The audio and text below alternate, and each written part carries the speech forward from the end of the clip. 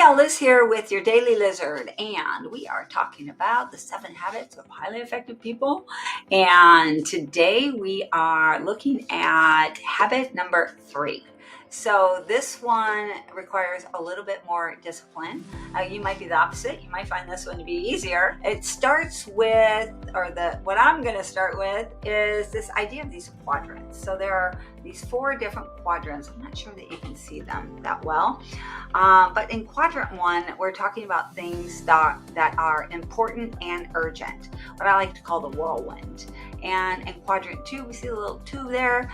It's things that are important but not urgent. And I like to think of this area as growth. And then in quadrant 3, we have it's not important, but it's urgent. We're delusional. We're thinking that we have to do this thing, and we're feeling like it's really important, but really it's not. It's just urgent.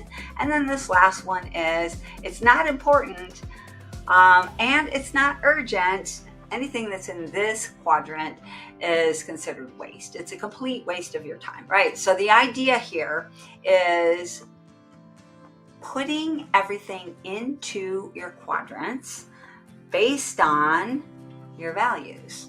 Now, if something is in quadrant 1 where it's important and urgent, all right, you have to do those things first. Now, the things that you put into quadrant 2 that are important but not urgent, these are the things that are going to grow your company. These are the things that if you do these things first, as first as you can, because of course you have to do quadrant 1 first, but as soon as you can, as often as you can, and for as long as you can, you are going to have more success than if you're working in any of the other 3 quadrants, 1, 3, or 4, delusion, waste, or whirlwind. Now, instinctively, we know this is true, but how do you decide where these things go?